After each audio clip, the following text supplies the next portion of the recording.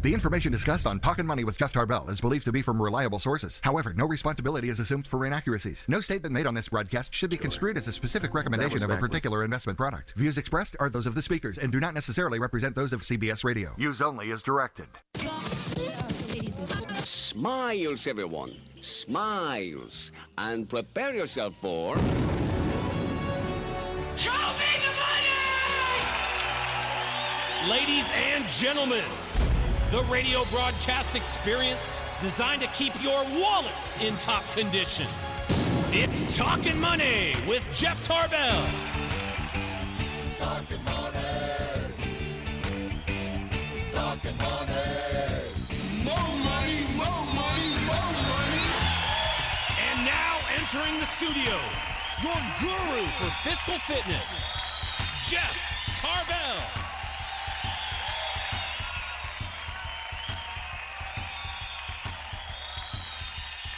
Chris has got to turn me on there. See, he's not used to having anybody in the studio. Chris always turns me on. I don't know what I'm talking about. Maybe that's what you need more of. That guy is a sexy hunk of man right there. But anyway, we digress. Hey, we're back. I'm back. I'm back, too. I'm actually here. Someone asked me the other day, do you still do that show? I've been traveling a little bit, and I was battling a deadly disease, darn it. Yeah, it was just a trial. Anyway, we're back in the studio. How are you doing?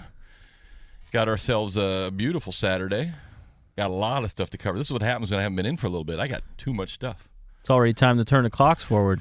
I know. If we turn it forward right now, we could be done. That's right. The show's over. Thank you very much. We'll see you next Saturday. How you doing? Hey, we start every Saturday when we feel like it the same way. Mr. Is it Etihad? Etihad. Oh, Etihad. Mr. Etihad. Did you catch, by the way, before you get into your stuff, I think there was a Sacramento Republic soccer, was it a demo? They had a scrimmage against San Jose. I wanted to go, but there was a Kings game that night, so you had to work. I had to stay here. Okay. Well, I'm sorry I jumped all over your there. What's happening? It goes a lot with what I wanted to talk about. Okay, Something good. really rubbed me the wrong way the other day. Imagine that. I was watching the news, and they were talking about the Sacramento Republic as one of the news stations, and they said, there's a new soccer team coming into town. Is this going to join all the other failed franchises in Sacramento history? And it's like, really? Yeah. They haven't even started yet. Yeah. Hey, thanks for the pick me up. They bring up the Sacramento Surge. I love the Surge. The Sacramento Mountain Lions, the roller hockey team. And most of these franchises don't even exist. It wasn't Sacramento's fault. Right. The Mountain Lions were one of the more successful clubs in the I don't even remember the football league it was in, but that just shut down. I think I still have a Mountain Lions jersey. That could be worth billions someday. And I think or $5. One of the great things going for the Republic is that Warren Smith is in charge. Yep. Oh, who is he? Yeah, he's the one that brought the River Cats here, and is probably one of it's the second most successful franchises in sports Sacramento history. Yep. So, I mean, that's the guy I would want. And all the planning that they have. Don Garber, he's the MLS commissioner. He's bringing up Sacramento now. Before, it would be like, Minnesota, Atlanta, those are the places we want to go to. Now they're saying, well, Sacramento's looking good. If they support their team, I mean, there's a good chance that they could get an MLS team. And it's soccer. It's not roller hockey. Yeah. 4,600 season tickets sold, and there wasn't even a stadium planned announced yet. I know. So I'm really excited. I think this is a really good thing, and I don't think it's going to go down in history as the River Rats of the roller hockey league. I think if you sign up, there's a deal. If you still get your season tickets, you get a free juice box and lemon squirts or something like that. And then we got people like you saying stuff like that. That's right. and I love Warren. Warren is a good friend of this show and a good friend. So if he'll do well, and soccer will do great, and that stadium will be cool, and they'll make something out of Cal Expo other than the one time a year for the 2 weeks when it's 1,005 degrees and we all go out there and eat corn dogs. Another cool thing talking about that, they're talking about bringing National Rugby games to that stadium when it gets built at Cal Expo. You know what would be also cool? Is there? Oh yeah, there is. There's a is it professional or is it like AAA lacrosse? There is a professional lacrosse league. Yeah, so you start getting a multi-use facility like that, you could see all kinds of stuff out there, which would be lacrosse may not make it on a professional level, but there's it's a growing sport as well. Anyway, Chris, thank you very much. Speaking of lacrosse, I was in Canada last Saturday for my 22nd wedding anniversary, and once it gets hit. So let me give you a no-fail, 100% successful way of finding snow. Find out where I just left or where I'm heading to. And if I'm heading there, I can guarantee you there will be no snow. If I just left somewhere, it will dump like crazy. That is a given rule. I'll just go ahead and put my schedule out on the internet so people know where the weather is coming. Because I did finish my roof now, so the whole roof off is not going to guarantee. Although I did put a whole bunch of drainage in, only to find out that it got crushed when they put the roof on. So when it rained like hell when I was gone, all the mud came back through my garage and not my house again, but made a mess out of my backyard again. So beautiful. I am like a weather god, if you want to call it like the anti-weather god or whatever. Bad weather follows me or doesn't follow me, depending on which I want. But anyway, I digress. But Canada is I brought up lacrosse because I've never ever here seen so many off the main street sports as there are on all the Canadian stations. It's like a full-blown. I mean, of course, hockey is. There's nothing greater than watching two Canadian teams play in a Canadian bar. And the last time I was there was with you, and I think the Red Wings were playing, and I made the mistake of yay, like a little cheer when they scored, and darn near got the Canadian crap kicked out of me because those guys. It is like NFL on steroids when you're in the bar there. So that's pretty fun. They're the nicest people in the world until you talk about hockey. Yeah, they're like crazy. I think it was like the lead up to the Super Bowl when there was like this teeny tiny TV that's exactly with football how it was. On it, and 12 other TVs all had hockey. We're in this bar. They call it a sports bar, and it was the same bar that we were in. There's easily 20 screens around, and there's one little one about this size. So this is probably an 11-inch screen, and it had like American basketball or something. I think it was because Toronto was playing somebody. Everything else was just pure hockey, but that's not the point. But it was fun. But but Canada is what I liked about the place is, other than it being just beautiful, they have such incredible pride in their country, and everywhere you go, it's like they market their country like. Coca-Cola would market their brand. I mean, everything is, the Canadian flag and, made in Canada. And there's a lot of their commercials. They're just very proud of their country. Of course, the Olympics were just over and they did very well. But it's kind of an interesting little place. It's still, I don't know, maybe you can look it up. I don't know what the total population of Canada is, but it's probably less than California, I think. Your internet's not working. Frozen. You're frozen. But anyway, it was a nice trip to get up there. But I did happen to pull this out. I was waiting for the plane to come back and pulled out kind of a local newspaper.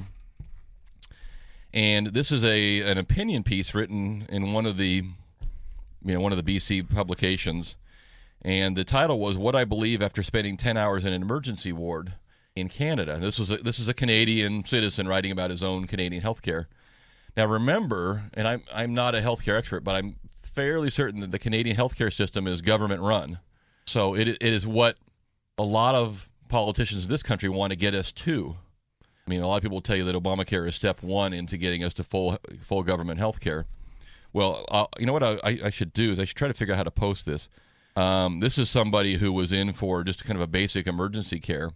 And I won't read you the whole article, but let me read you this. BC's healthcare system is at a crossroads. The population is aging, and the system is already bursting at the seams.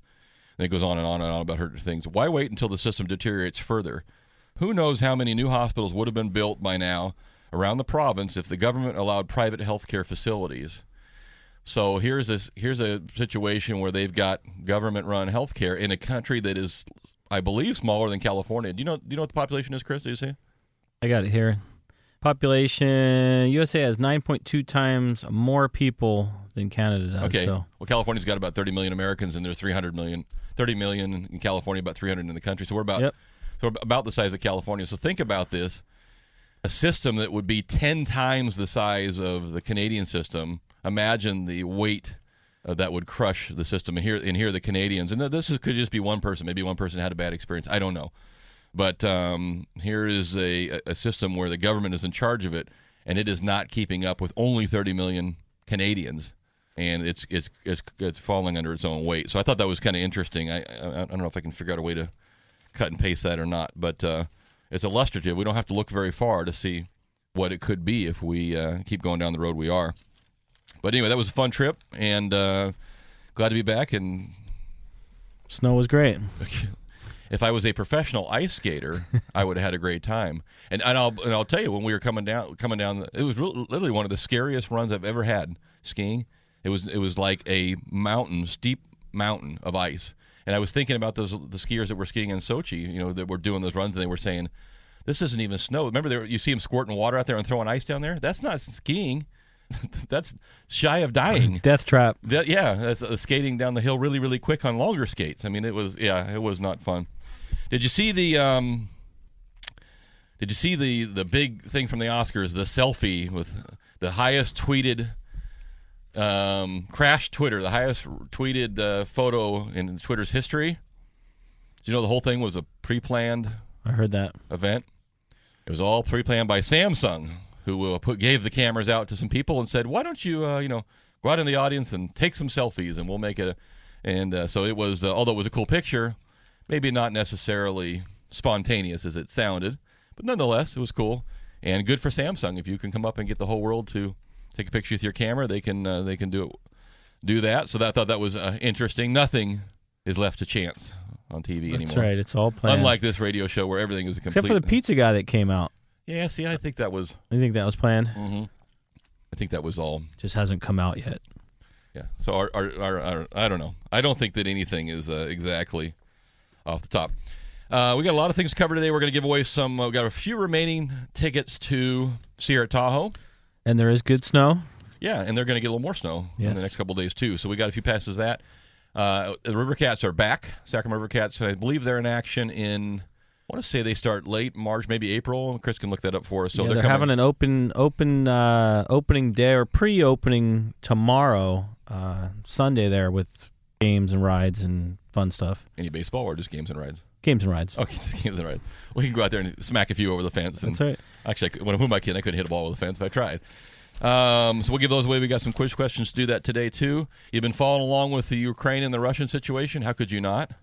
Very, very interesting comments and feedback on how that may resolve itself. And by the way, this isn't the first time this has been tried. Russia tried it with the Georgia province in the past. And so we'll talk about how they think they can quell that sooner than later. And the Bitcoin, we'll get into that. What a cluster that thing is. Did you ever buy any of that? Dude, I don't even know where you would buy that. I could probably buy all the illicit drugs I wanted, and if I had to buy a Bitcoin, I wouldn't be able to find one. And then, so that's a mess. I think you said you saw some people were just kind of showing up dead? Yes. Woke up dead? Mm-hmm. Yeah, that happens. They woke up dead. My Bitcoin is missing, and I woke up dead. That's not a good week to go. And then here the Sacramento is back in the top of the Wall Street Journal again, talking about the drought.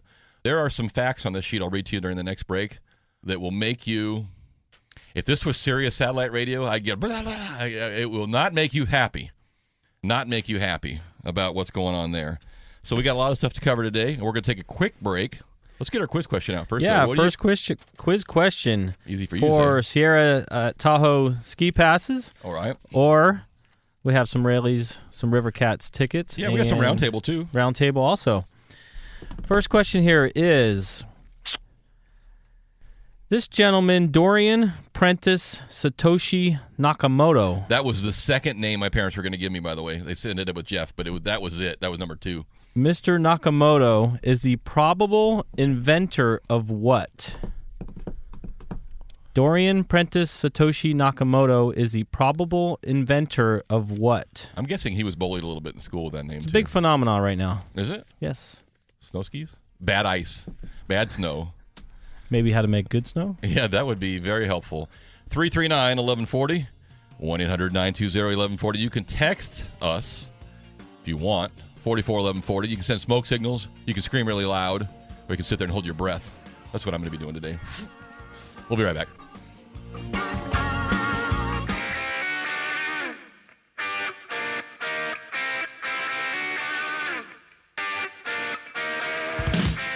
Talkin' money. And the action continues on Talkin' Money Yeah. with Jeff Tarbell. That's me. I got a text during the break there. It said, hey, you didn't... you mentioned last time you had something on your neck. What did it turn out to be? Oh, yeah. So I that came out to be good. Well, I should say not good, but not bad. So they were able to dig it out, and there was no more of the melanoma in my neck at the moment. So thank you for asking, and we're moving on. It's like cancer light. You got to you test the waters and see whether you want to go further or not. So play with it a little bit. If you're texting us, and the first person that texted us did have the correct answer, the 530-933, you have to text us either your full number or your name and address if you want something mailed to you, because they don't give us the full number to call you back anymore. So if you want to win something on the text line, give us your name and address or give us your phone number. We call you back on us. So that's right. The 530-933 did have that right, but the question was somebody, like a four-name person. Dorian Prentice Satoshi Nakamoto. Yes, love that name. I have a grandkid. I'm going to make sure they get him named. So what were the initials? DNP? DNPS? DPSN. DPSN. Okay, there you go. So what did he create? What did he create?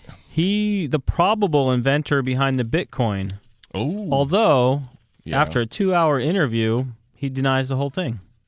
Yeah, but I think maybe because people were waking up dead again this week, maybe he didn't want to be part of that. That is the whole thing is a fascinating story, and I did see some local Bitcoin investment groups popping up or advertising in the Business Journal. But I mean, certainly you can wake up in the morning and your blue chip stock or something else could be worth a lot less or nothing.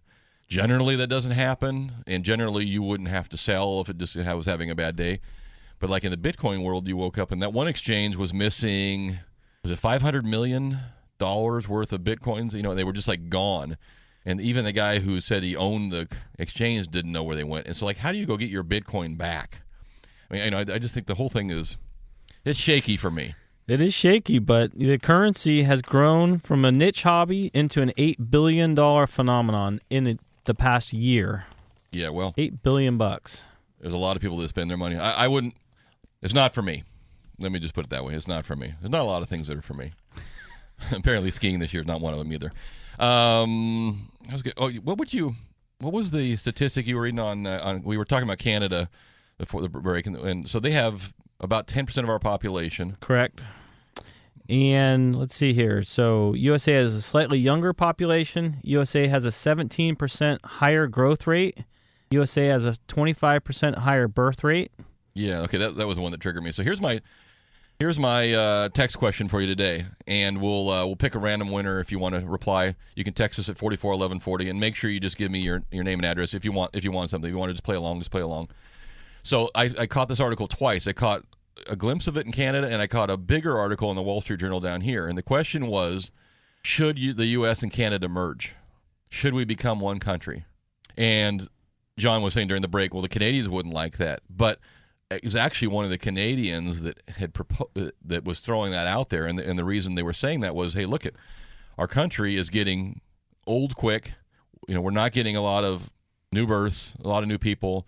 We're having trouble finding jobs for people that are here. So they're kind of having some problems up there.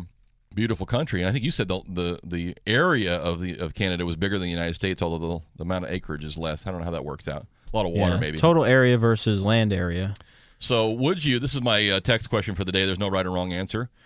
Should the U.S. and Canada become North America, one country? You could throw Mexico in there, too. We could just be one big old thing. But the proposal was, or the article I read, and they were serious about it, was is there a way to merge the two countries and make them one?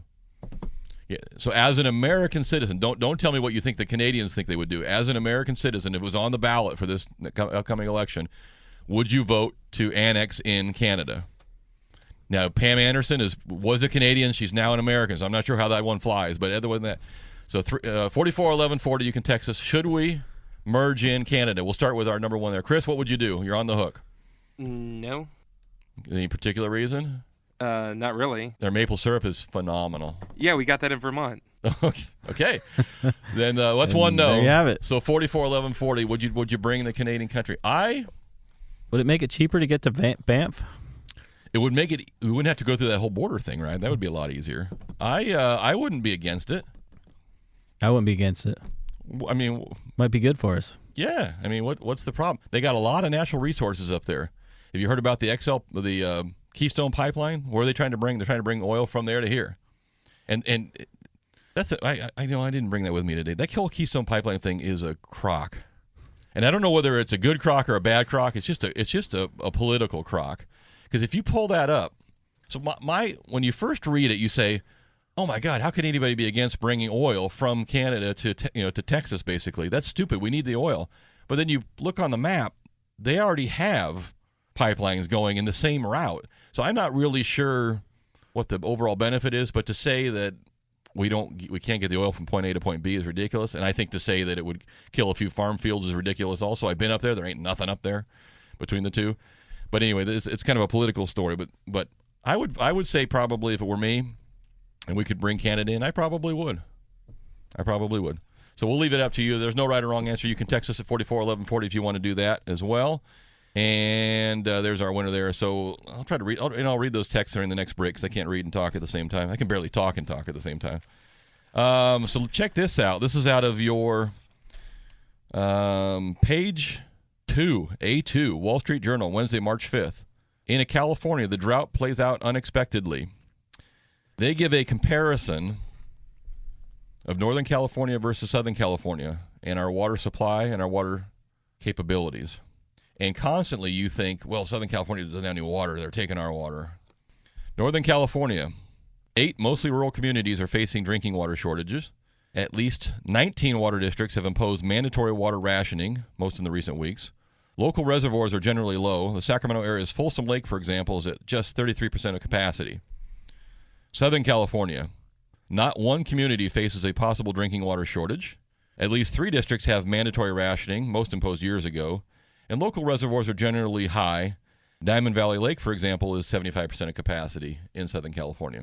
So, are they stealing our water?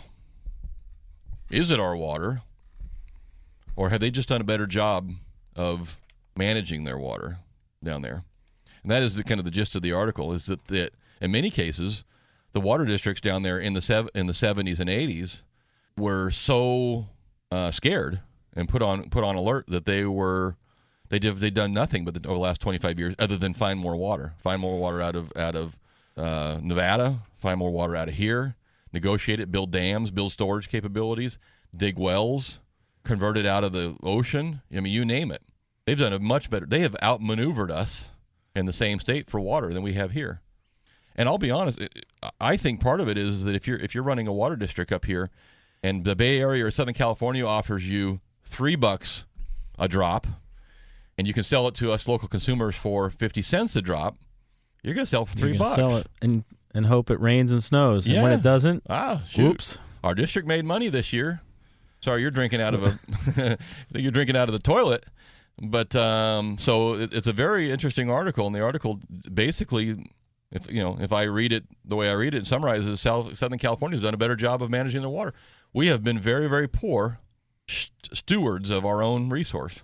And I mean, think about it. You drive around here, everybody's got half an acre of green grass on the front. Did you see the compare? Maybe it didn't come out. Maybe it just came out from our water district. Did you see if you take the exact same land mass? So let's just say it's 3,000 square feet or whatever a lawn would be, 3,000 square feet. The same land mass of green grass versus the same land mass of a swimming pool. The swimming pool to fill the pool uses either the same or a little bit less water throughout a year than the grass. So you fill the pool once and basically it stays full. You add a little bit. The grass you're continually watering. There's similar water amounts as the swimming pool. So it's like filling your swimming pool every year. Yeah. In water to keep it green. Water in that same land mass. So that when you see the city of Sacramento says, hey, we'll pay you to take your grass out, that's a huge amount of water. A swimming pool worth of water to take it out. So it is a fascinating kind of comparison, but I have to think about as I drive around down south now. Do I notice do people have a lot of grass? I have to pay attention next time whether they have converted over to something else other than grass. But the Wall Street Journal basically calling out Northern California saying you guys better get on the ball here and get some things going. So I thought it was interesting. I mentioned this a month ago, maybe 2 months ago now. I said what's going to happen to our swimming pool business, locally. And here's articles now. The one of the local districts up in Auburn has been talking out PCWA, which delivers water, saying we may have to cut off allowing you to fill your swimming pool or refill your swimming pool if you already had one. So think about that if your pool, so maybe we ought to start putting those little floaty tops on there to keep the water from dehydrating out. Dehydrating out? Dehydrating out. Evaporating? Well, whatever. Tomato. So anyway. Just picture beef jerky across the top of your swimming pool. I'd say it's so bad because I live out not too far from Folsom Lake. The ducks are landing in my pool now because I think they're thinking that's a bigger facility of water than the lake out there. I had to get out of my pool. I don't need to seal the bottom of my pool with duck dung. So, it's been an interesting move there. Let's get to another quiz question when we have some time here. When I come back, I want to talk a little bit about the this Russian incident, and not from a political standpoint, but from a money standpoint, because this is talking money. And I'll read some of the texts that are coming through, and we'll get to those as well. We've got some ski. I don't know whether we gave away ski passes or Rivercats tickets last break, but we've got either or, if you're so inclined. Remember, if you're going to text us, please include your name and address if you want to win something, or your full phone number. We'll call you back. And what you got? All right. So speaking of time and money, this is a big numbers, but every American each year this time of the year spends more than 6 billion hours and $168 billion to do what? Easy one. I'm trying to find snow.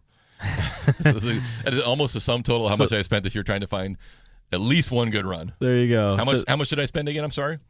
You spent 6 billion hours I did. And $168 billion. It feels like it. It feels like for 2 ice runs.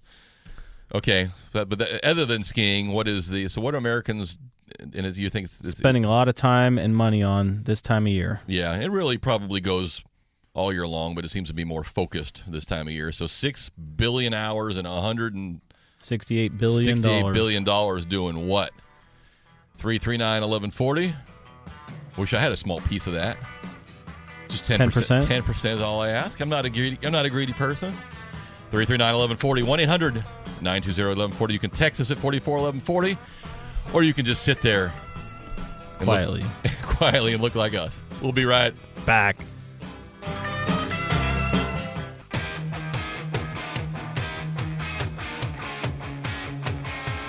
Talkin' money. Well, alrighty then. We're back to Talkin' Money with Jeff Tarbell.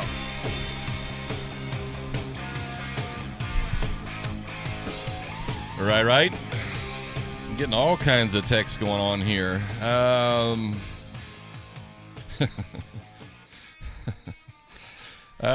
He chuckles. So much of the show is so much more fun on this side of the screen. We spend. John and I were trying to do the math, and what happens when the two of us run out of 20 fingers? We're screwed. We got nothing left to go on. So we had to go to the high mather. But we said how many hours? How many hours? 6 billion hours. Okay. And $168 billion. Yeah, so we had some people who said massage therapy, going to the movies, and doing taxes, and there was another one in there somewhere too. So what was the correct answer? Ding, ding, ding. The last answer. Filing taxes. Filing your tax returns. So 6 billion hours. And that is kind of the lead discussion point for people who say, let's just do a flat tax. So you made $50,000 last year. Your employer withheld 15% of it. There's no need to file a tax. There's no write-off for your home. There's no write-off for your child's. There's no write-offs. Just 15%. Boom. Done. Well, some of us might lose some money. Some of us might gain some money. But we would all gain 6 billion hours in time and $168 billion, except for the CPAs that are now not getting the $168 billion. So they wouldn't be too thrilled about it. But, that's one of the compelling reasons behind some sort of a flat tax or I think what they're going to get to is just a total tax, which is you made $50,000, send it in. Just send it to us. Yeah, you don't need to file your return. We actually kept it all, and here's your government-issued health care card, and you can go brush your teeth. So we did get some winners on that, and everybody's looking for some Rivercats tickets. Rivercats are huge popular. So we've got you. A lot of opening season today for Little Leagues too. Yeah, we're getting there. Off the text line, I won't go the whole length, but had a short sale on a property. The bank accepted the sale, but said they weren't sure if they were going to 1099 him or not. This particular person, I think, was referring to what may have been a manufactured home, but I don't know if it was on property or not. And I don't know that matters, whether it's secured by real estate, whether you own the real estate or not. But the concern was, am I going to get hit for taxes for the debt forgiveness? It sounded like it was last year. Remember that currently we still have that debt relief where they're not, the government's not coming back and hitting you for taxes on a short sale or foreclosure. We'll see if that gets extended into 14 or not. I can't remember if they've said that or not. But for 13, that still exists. So I don't think you have to worry about it up there in Marysville. But certainly, I think you have to report it. So you have to report the incident, but I don't think you get taxed on it. So that might be a good case where it's worth seeking out a CPA. So, spend a couple bucks just to make sure you don't get a $35,000 tax bill or income derived to you. So check that out. Generally, there too, if on the short sale the investor agreed to the lesser amount, there should be some verbiage in there stating whether there will be or not. Yeah, I mean, you have the verbiage that says I won't come back after you for the difference, but that doesn't relieve the IRS from saying that they'll do whatever they want to do. So there's different things there. So I just pulled up a couple more quotes out of that Wall Street Journal article on the water. And in all fairness, we have to recognize that, for example, the Metropolitan Water District of Southern California has to supply water to 19 million residents, and they're able to take their infrastructure costs and split it amongst 19 million people to pay the bill for that. We don't have 19 million people in all of Northern California from the Grapevine up that get water from us. So it is an apple and an orange on how you compare dealing with the problem. But this is pretty fascinating. In 1991, Southern California Water had access to 300,000 acre feet of water storage, and they were to deliver 2.5 million acre feet of water. So they could only store basically an eighth of what their water needs were. Today, they have 5 million acre feet of water storage, or double what they need. So they have spent a tremendous amount of money over the years storing their water. So, and they have to. Better management. Well, they have a bigger clientele. Mm-hmm. Clientele says, we buy water from you. You better find us something to sell. We don't have that many people up here. And, we have a lot of people on wells and other things here that you don't get in Southern California. So it's, it's an apple and an orange, but we better figure out how to get some more water in this area. Great article out of the Sacramento Bee from February 23rd. More people are coming and more water probably isn't. And this is where, the rubber meets the road in terms of, the prediction for California and for the West is that this year's drought will be the single biggest, particularly in California, about a $54 billion economic disaster. And it doesn't look it's not as impressive as a hurricane coming through and blowing the town down, or a twister, or flood. It's not as obvious, but $54 billion in economic loss or damage, it'll be the single biggest economic event to California ever. And if we can't sell food and grow it, then I don't know what we're going to eat or drink. So anyway, it'll be a story that keeps going. Hopefully it keeps raining, and hopefully we get the mother lode of all springs here, and it puts us off. We buy another day off. I hope so. Speaking of mother loads of all of that, you've been following along with the Russian, Ukraine, Crimea. You've been following all that. It's probably hard to miss unless you just don't turn your TV on at night. And you wonder, okay, here we go again. Are we going to send our boats and our planes and our trucks and our peoples over there, and we're going to stand in the line, and what are we standing in line for, and who are we fighting against? And they have little masks on, so it's hard to tell who they are. Then you start realizing some very interesting economic realities of this. And one of them was this. You go back and you look like 2008. Russia lured the Georgian government into a conflict on the grounds it was saying it was trying to protect its Russian citizens. Same thing they're saying now. They blocked off some arteries and did some other things too. They backed down. And let's see, what year was this? Earlier, I guess it was maybe last year, Ukraine has a significant financial problem. I mean, they're like us, but smaller. They don't have any money, and they're having to borrow money. So Putin thought he would go in there, and loan them some money. He loaned them $15 billion, bought up $15 billion in bonds, trying to buy favor with them. That's fair. Come be with me. I'll loan you some money. And I think part of it is that now they say, well, we don't necessarily want to be friends with you anymore. Then I want my money back. So he didn't get the favor he wanted out of it. 2006, 2009, Russia cut off gas, economic weapons, and other things against economic support for Ukraine. Almost closed the country down. And the Ukraine learned something this time. They only get 10% of their gas from Russia now. We're also coming into the spring. They stockpile some of their own gas supplies, and they're borrowing money from the EU and from America. But here's the part that I like, or the most fascinating. What happened the other day when the America and others said, we're going to come out against you, we're going to stop this? Our stock market went down a little bit. The Russian stock market went down 10% in one morning. And then America said this, we're going to lock down, we could potentially lock down all of your Russian funds and put a boycott on all Russian assets in this country and other countries and freeze all your assets. And this article came out this morning.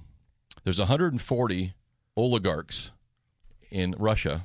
An oligarch, if you're not familiar, is very terms of I think of it very simply as someone who controls a monopoly on something like oil, gas. For example, some people would consider the guy who owns the New Jersey Nets to be an oligarch. Billionaire individuals who moved their assets out of Russia and moved them into this country.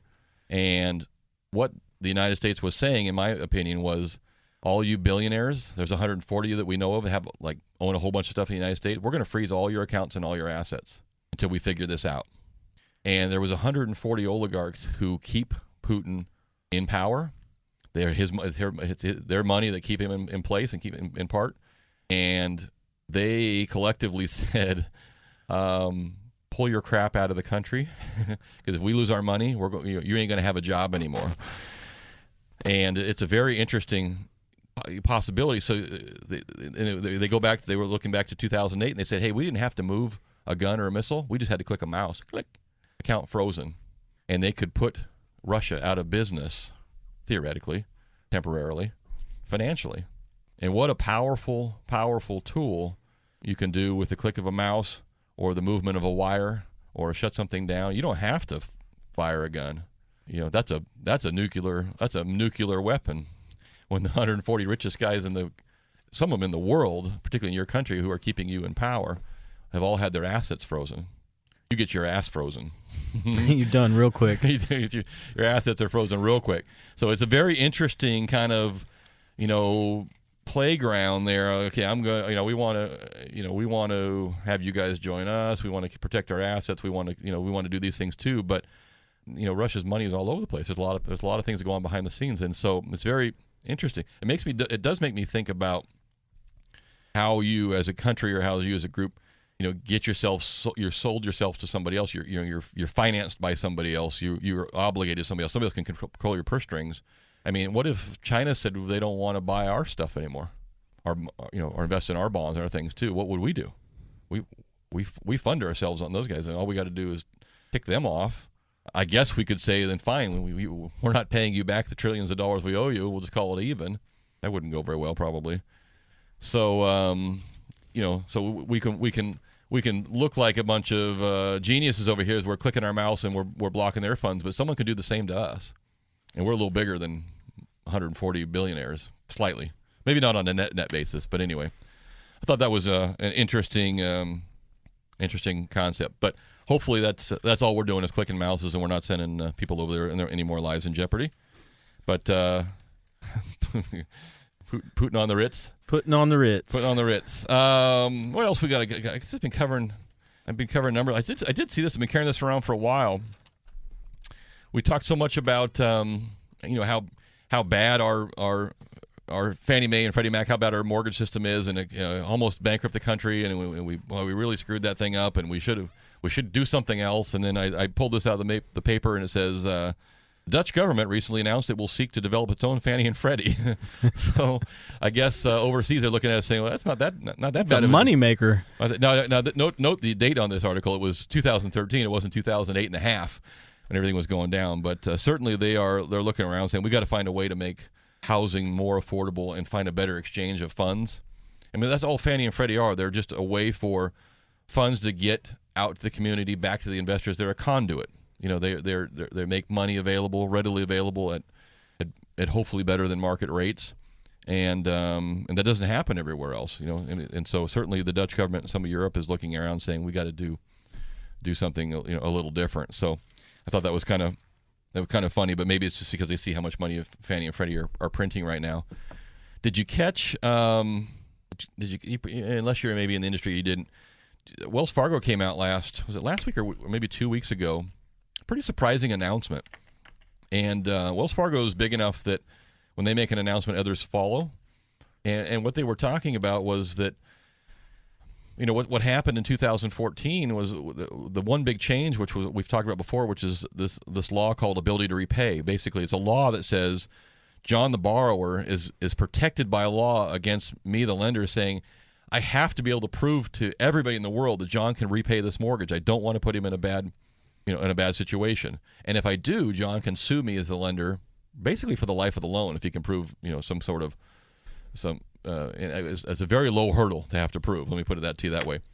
So one of the ways you can, as a lender, can avoid some of those issues is you can have a Fannie Mae approved loan or FHA approved loan. But for all those loans that are not Fannie or Freddie, that they're like a non-conforming jumbo type loan, you pretty much have to stick to some sort of a rule, and the rule seems to be like about a 45% debt ratio. Wells Fargo came out 2 weeks ago and said one of the things we're not going to do anymore for you self-employed people, we're not going to consider all the depreciation you take on your tax returns, which is really a non-cash expense. This is kind of a way of saving taxes. Normally, you'd add that back in and get a real true picture of what their income is to qualify.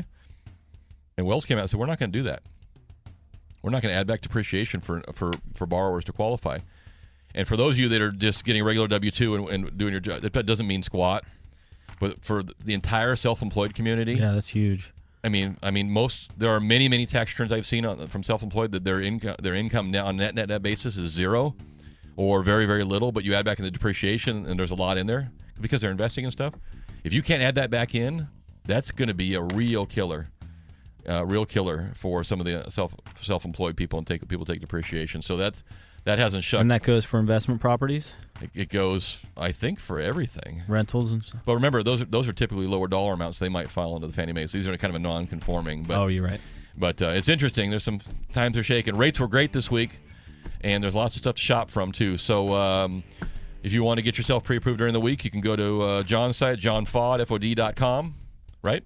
That's right. Or jefftarbell.com. You can find this show broadcast, the rebroadcast of it, on our Talkin Money Facebook page. And that music means we got to wrap it up and get out of here. But we'll be back next Saturday live, I promise. From somewhere, probably right here. Thanks for tuning in. Appreciate it. Good to be back on the air. We'll catch up with you during the week, and thanks for participating along.